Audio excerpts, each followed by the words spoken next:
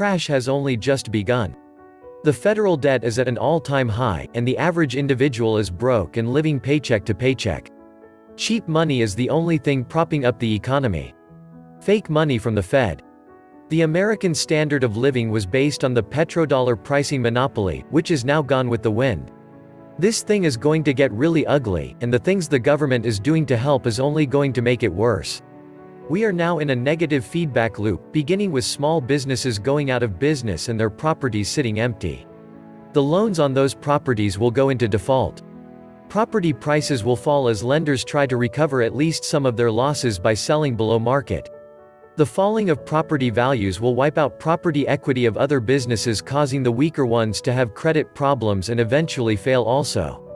Much of our economy is service-based, and much of these services are basically non-essential. People now being paid more to be on unemployment than to work will not want to lose money by going back to work, making it that much harder on small businesses. By the time the government stops paying people more to collect unemployment than work, many small businesses will be broke and gone. Bigger corporate-owned businesses who have gotten slammed by this crisis will be looking at replacing workers with automation wherever they can. Machines do not get quarantined, sick, or transmit the disease to customers.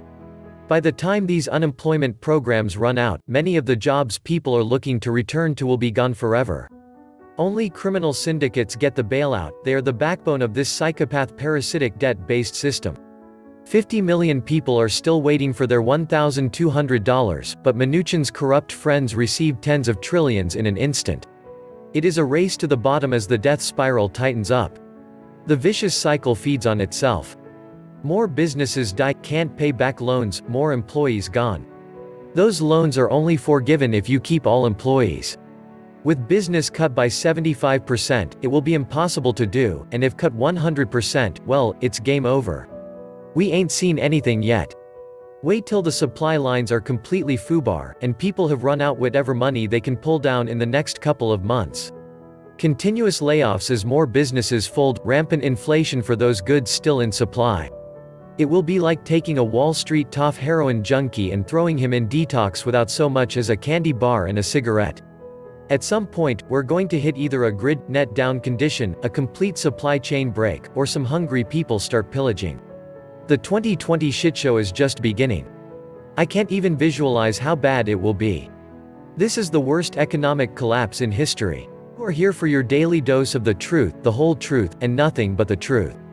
The new normal will be anything but normal. There will never be a complete return to the old way of life. We can't restart in a normal way. 6 feet or 2-meter distancing. You can scratch about half of all business offices.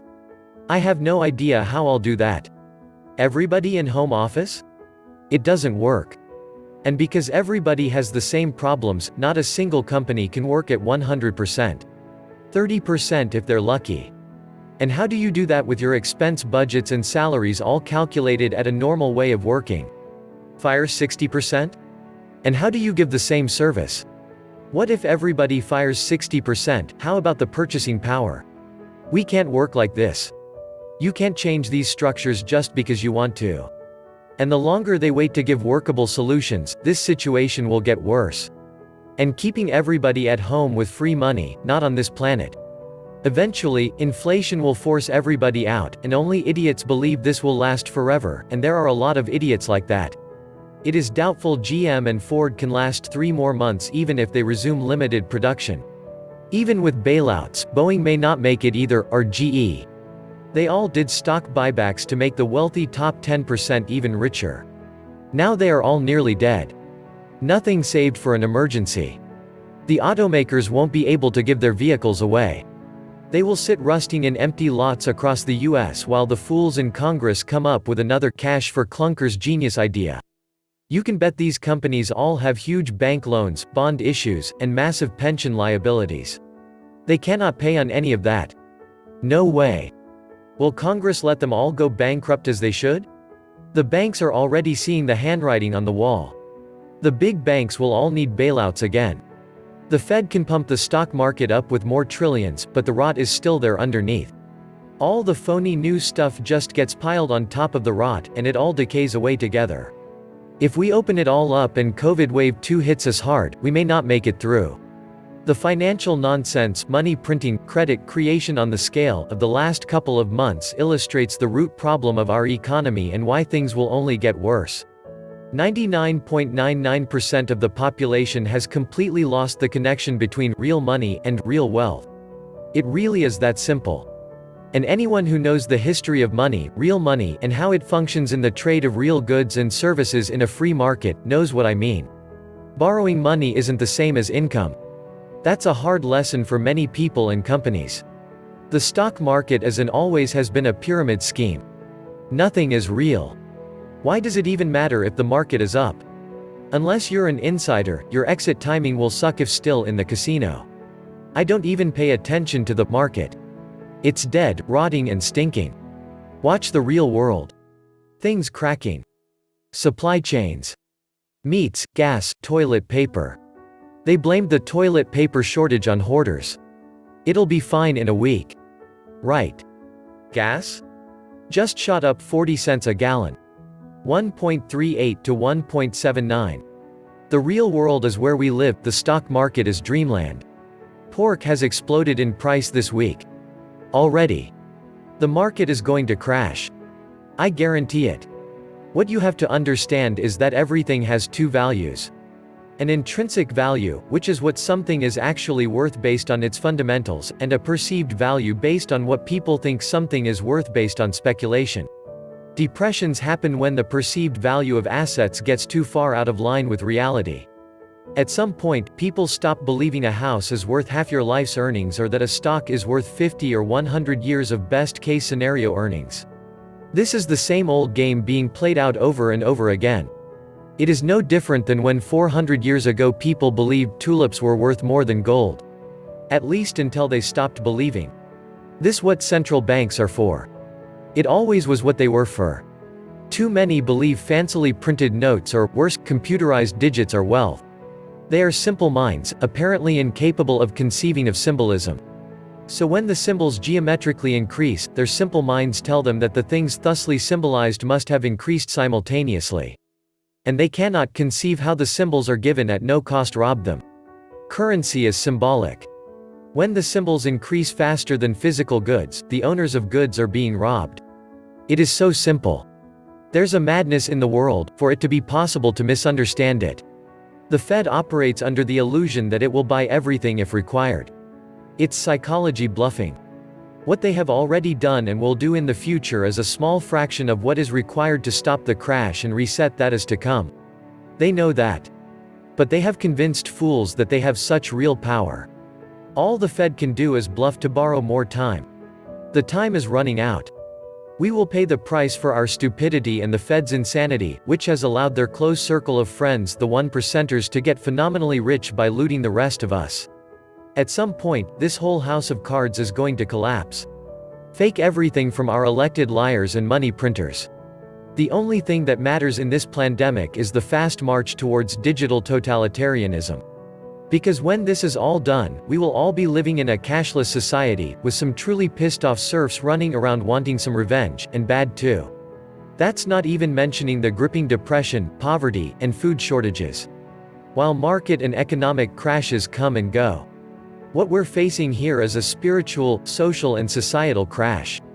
We're disintegrating and losing social cohesion. Wealth is simply not possible under such circumstances. Even Henry Ford acknowledged the social need for high-paying jobs and how it would benefit his company. We're losing everything that makes wealth possible. The greatest error in national history was allowing the Fed to come into being and not abolishing it once we figured out the Fed did not have the Americans' best interest in mind. What's happening today just validates my theory that the dollar has already collapsed. BRICS have pulled the plug on the dollar and are using the cross-border interbank payment system as their global clearing system, bypassing SWIFT. The virus is a cover for this huge financial global transition. The role of the propaganda media is to hide the truth and provide a cover to explain why rapid inflation is on its way. If people knew the dollar is toast, you would have panic. If they think it's because of a fake pandemic, they stay inside glued to the TV watching celebrities eating gourmet ice cream and cooking and dancing in their kitchens. How and when the Fed unloads all of the stock and bonds they have on their balance sheet is a good question. Then it's over. And I do mean over. Grow up. Be independent. Learn how to live without all the crap you think you must have. F the Joneses, you don't need to keep up with them. Once a debt slave, most likely always a debt slave. Can't pay a bill? Do without. Dump the friggin' fancy phone for a cheap one. Horror of horrors, a landline. Pay something towards your utilities. You'll find it amazing, but, usually, a half payment will keep things on for a month or so. Eat less, cook more at home. Make your own goddamned coffee. It's much cheaper. Drive less even though gas is cheaper. You don't need a subscription service to watch a movie. Borrow a DVD from a buddy. Loan what you got in return. Read a book. Do a physical hobby. If you own land, start farming. I started this on a property I own as a hobby. And because the food tasted way better than the stores, now I think I might need to feed people with it. Save someone, you know. Don't let them go homeless. Let them live with you and take care of them. Let's vote to eliminate property tax on building extra dwellings on your property so you can save your friends from sleeping in their cars. If God has blessed you, then save as many as you can. This is going to get bad, and what good is being self-sufficient if your friends fall? Financial nonsense is not the economy. Go out and work, do something productive. Gold in US dollar terms has gone up 550% in the last 20 years. Silver, in US dollar terms, has gone up 230%. What else do you need to know? We need to return to our heritage American, Main Street economy, and get rid of this contrived house of cards, debt, Wall Street casino economy, that benefited only the banksters, and our politicians all bought and paid for with the middle class wealth. Some may be wondering why the Fed has targeted the middle class. Because, as Willie Sutton once replied when asked why he robbed banks. Because that's where the money is. The globalists don't want more money. They do want maximum control. By continuing to impoverish the masses, they aim to keep the masses from causing any trouble. Smother all spontaneously rebellions by reducing us to survival mode. To accomplish this, they're quite happy to all kill geese laying golden eggs, which they ratcheted into high gear after 2008.